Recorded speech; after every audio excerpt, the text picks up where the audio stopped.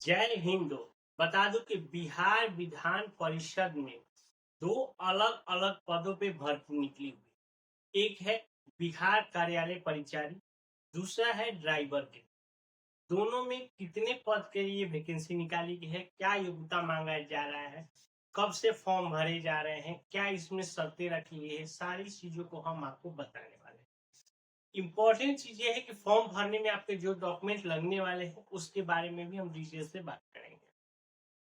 बता दें कि अभी बिहार में लगातार वैकेंसी आ रही है। अभी कुछ दिन पहले आप लोगों ने एसएससी कार्यालय परिचारी का अभी वैकेंसी था, जो कि अभी चल भी रहा है। 14 अगस्त तक उसका भी लास्ट डेट है। तो इसलिए बिहार के जो बच्चे हैं उनके लिए अच्छा मौका है कि लगातार वैकेंसी आ रही है सभी विभागों में। कम हो ज्यादा हो वो अलग बात है, ठीक है।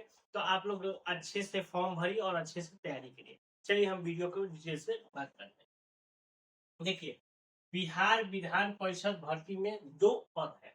एक है ऑफिस अटेंडेंट का और दूसरा है ड्राइवर का, ठीक है। दोनों को अगर हम बात करें तो 24 पदों पे ये भर्ती निकाली गई। ऑफिस अटेंडेंट का जो पद है टोटल 15 पद है, जिसके अंदर 10 मेल कैंडिडेट के लिए रखा गया है और 5 फीमेल कैंडिडेट के लिए रखा गया है। यानी कि ये भी कह सकते हैं कि इसमें मेल के साथ साथ फीमेल कैंडिडेट के लिए भी 35% हर एक वैकेंसी में सीट रखी गई है, जो कि बिहार सरकार के द्वारा सुनिश्चित किया गया है। दूसरा पद है ड्राइवर का। ड्राइवर के अंदर टोटल 9 पद है, जिसमें से 5 मेल कैंडिडेट के लिए है और 4 फीमेल कैंडिडेट के लिए। ड्राइवर के पद के लिए भी फीमेल कैंडिडेट के लिए है। तो फीमेल कैंडिडेट पर बता दूं कि एक अच्छा मौका है कि जिसके पास भी ड्राइविंग लाइसेंस होगा उसके लिए अपॉर्चुनिटी बहुत अच्छी। देखिए, बात करते हैं दोनों की योग्यता का। देखिए, पहले हम ऑफिस अटेंडेंट की बात करें। ऑफिस अटेंडेंट के लिए 10वीं पास की जरूरत है। उसके साथ साथ आपको, लेकिन ये भी मैं इसमें क्लियर नहीं है कि आपको, मैंने ये नहीं है कि इतना परसेंट होना चाहिए। आप 10वीं कितने भी डिवीजन, फर्स्ट हो, सेकेंड हो, थर्ड हो, उससे कोई लेना देना, आप बस पास होना चाहिए।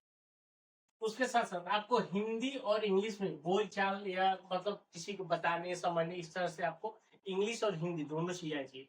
हिंदी तो मैं बता दूं कि सभी को आती है। थोड़ी बहुत इंग्लिश है जिसके लिए आपको थोड़ी बहुत प्रैक्टिस करनी मीन्स।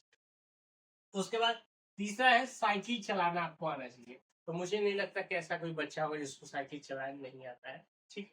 चलिए, दूसरा जो है ड्राइवर के लिए। ड्राइवर में भी जो मांगा जा रहा है 10वीं पास मांगा जा रहा है। कोई इसमें परसेंटेज की कोई क्राइटेरिया नहीं रखी गई है। हिंदी और इंग्लिश आपको भी बोल चाल आना चाहिए, इसमें भी सेम चीज है। इसमें एक क्या है कि ड्राइवरी में आपको ड्राइविंग लाइसेंस होना जरूरी है। ड्राइविंग लाइसेंस आपके पास लाइट मोटर व्हीकल का हो चाहे हेवी मोटर व्हीकल का हो, कोई भी आपके पास लाइसेंस है तो आप इसके लिए एलिजिबल है।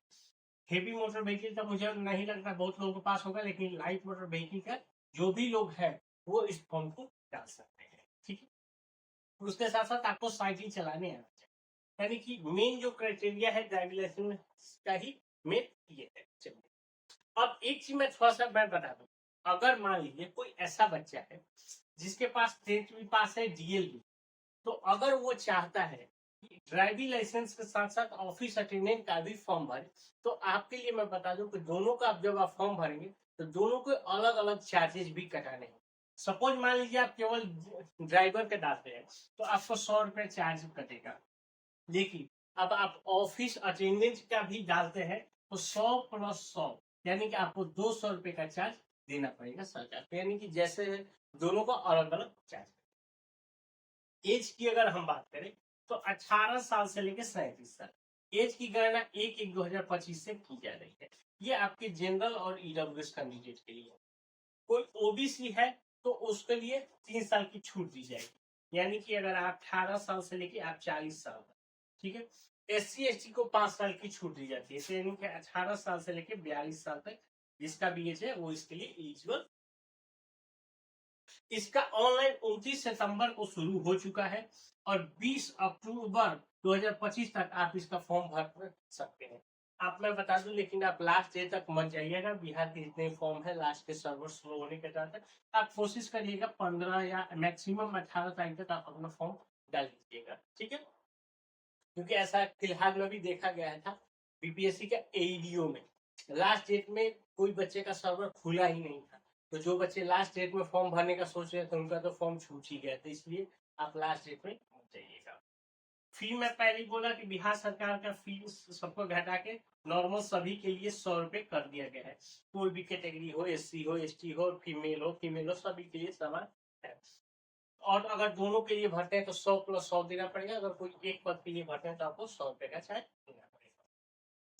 बात करते हैं सिलेक्शन का। देखिए सिलेक्शन, इसमें पहले आपका एग्जाम होगा, ठीक है। फिर उसके बाद देखिए ट्रेड टेस्ट, अगर आप ड्राइविंग DL के मैंने ड्राइवरी के लिए भरते हैं तो आपको एक ट्रेड टेस्ट भी देना पड़ेगा। अगर आप केवल ऑफिस अटेंडेंट के लिए देते हैं तो आपको ड्राइवरी टेस्ट नहीं देना पड़ेगा। उसके बाद आपका डॉक्यूमेंट वेरिफिकेशन और उसके बाद मेंस बने होंगे। यानी कि अगर ऑफिस अटेंडेंट के लिए केवल भरते हैं तो आपको 3 स्टेप में होगा सिलेक्शन। अगर ड्राइविंग के भरते हैं तो आपको 4 स्टेप में मिलेगा। एग्जाम की बात कर लेते, देखिए एग्जाम दोनों का लगभग सेम ही रहेगा, थोड़ा सा डिफरेंस है। पहले मैं ऑफिस अटेंडेंट की बात करूँ, अगर दोनों का ऐसे एग्जाम का है तो दोनों के लिए 100 क्वेश्चन ही रहेगा, 400 मार्क्स का, यानी कि एक क्वेश्चन आपका 4 मार्क्स का रहेगा और उसमें 2 घंटा आपका समय रहेगा। इसमें आपका 1/4 आपका निगेटिव मार्किंग भी रहेगा, ये भी आप ध्यान रखिएगा, ठीक है। आपसे पूछा क्या जाएगा, general math, GK, general study और जनरल हिंदी। अगर आप ऑफिस अटेंडेंट के लिए भरते हैं तो यही 4 चीजों से आपके क्वेश्चन पूछे जाएंगे। अगर कोई ड्राइविंग के लिए पूछेगा तो उसमें एक एक्स्ट्रा टॉपिक जुड़ जाएगा, ट्रैफिक रूल, कि भैया यातायात के नियम, इससे रिलेटेड आपसे क्वेश्चन पूछे जाएंगे। तो ध्यान रखिए, अगर आप ऑफिस अटेंडेंट के लिए भरते हैं तो आपको 4 चीज पूछा जाएगा। अगर आप ड्राइविंग के लिए भरते हैं तो आपको ट्रैफिक रूल्स उसमें एक्स्ट्रा ऐड हो जाएगा। अगर आप दोनों के लिए भरते हैं तो हो सकता है कि आपको दोनों के लिए, क्योंकि एग्जाम अलग अलग हुआ, तो आपको ट्रैफिक रूल का भरने देना पड़ेगा DL के ड्राइविंग के लिए, और ऑफिस अटेंडेंट के लिए जनरल आपको ये चारों चीजों से क्वेश्चन पूछना।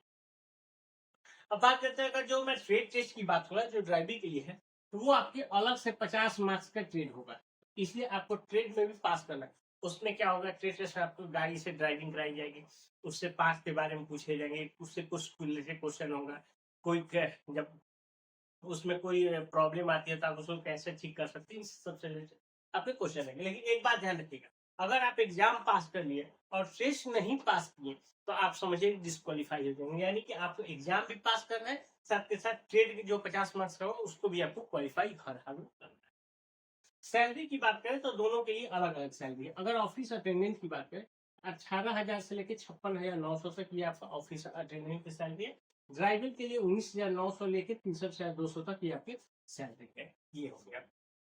अब फॉर्म भरने में लगने वाले डॉक्यूमेंट की बात, क्योंकि ज्यादातर बच्चे यही पूछते हैं फॉर्म भरने में क्या डॉक्यूमेंट लग रहा है, फॉर्म भरने में क्या डॉक्यूमेंट है। तो अब भैया थोड़ा सा एकदम इत्मीनान से समझ लीजिए आपको फॉर्म भरने में क्या डॉक्यूमेंट है। 10th का मार्कशीट, उसके बाद निवास प्रमाण पत्र, समझिए। अगर कोई SC ST है तो उसको कास्ट लगेगा, अगर कोई BC और EBC से है तो उसका NCL लगेगा, और कोई EWS कैटेगरी में आता है जनरल का बच्चा तो अपना EWS सर्टिफिकेट देगा, ठीक है। अगर कोई मैं बता दूं फीमेल होगा तो ध्यान रखिएगा आपका NCL आपके मायके से बना होना चाहिए, ये एकदम क्लियर रखिएगा, खासकर शादीशुदा के लिए। जो इसका शादी नहीं हुआ तो बात ही ऑलरेडी उसके पिता के एड्रेस से बनेगा ही बनेगा। आपका आधार कार्ड लगेगा, फोटो लगेगा, सिग्नेचर लगेगा।